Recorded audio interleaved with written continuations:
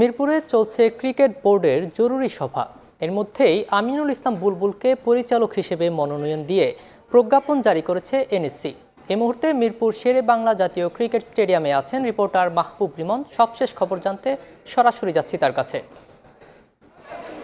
রিমন, 4:30 নাগাদ যে মিটিংটা শুরু হওয়ার কথা ছিল সেটা 30 মিনিট পিছিয়ে 5টা থেকে শুরু হয়েছে এবং কিছুক্ষণ আগে অর্থাৎ 5টা নাগাদ বিসিবির যিনি নতুন সভাপতি হওয়ার দৌড়ে গিয়েছেন এবং তিনি আসলে সভাপতি, কিছু এটা শুধুমাত্র ঘোষণা, আনুষ্ঠানিক ঘোষণা বাকি, সেই আমিনুল ইসলাম বুলবুল কিছুক্ষণ আগে 5টা নাগাদ তিনি প্রবেশ করেছেন। তার আগে যে অন্যান্য যে বোর্ড পরিচালকরা অর্থাৎ যে 9 জন বোর্ড পরিচালক আছেন তাদের সবাই একে একে প্রবেশ করেছেন। দেখতে পাচ্ছেন যে গণমাধ্যম কর্মীদের ভিড় গতকাল থেকে আসলে টক অফ দ্য টাউন ছিল এবং যখন খবরটি শিরোনামে আসে যে ফারুক আহমেদকে জাতীয় ক্রীড়া পরিষদের কোটায় এবং জাতীয় ক্রীড়া পরিষদ থেকে সরিয়ে দেওয়া হয়েছে এবং একইভাবে তাকে বাংলাদেশ ক্রিকেট বোর্ডের সভাপতির পদ থেকেও তিনি আসলে সরে যাচ্ছেন।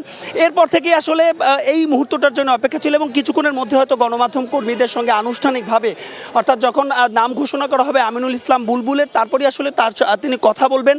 আপনারা দেখতে পাচ্ছেন গণমাধ্যম কর্মীরা সেখানে যাচ্ছে, অর্থাৎ যে প্রেস কনফারেন্স রুম আছে যেখানে কথা বলবেন। তবে এখানে খুব একটা আসলে আনুষ্ঠানিকতা নেই, কারণ জাতীয় ক্রীড়া পরিষদ থেকে কিন্তু ইতোমধ্যে জানে যে 2টো স্লট রয়েছে বাংলাদেশ ক্রিকেট বোর্ডের জাতীয় ক্রীড়া পরিষদ থেকে 2 জন পরিচালকের।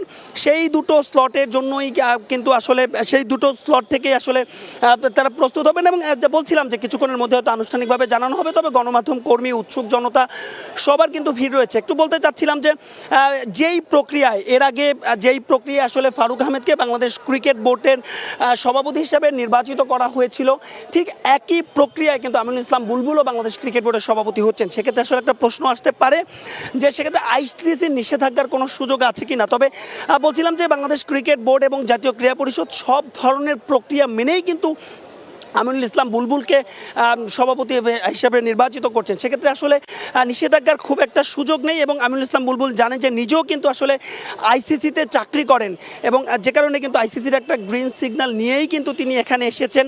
তবে এরপর একটা কথা থেকে যায়, জানেন যে সাম্প্রতিক সময় ভারত এবং বাংলাদেশের মধ্যে একটা হ্যাপেনিং সংকট গেল বেশ কয়েক মাস ধরেই।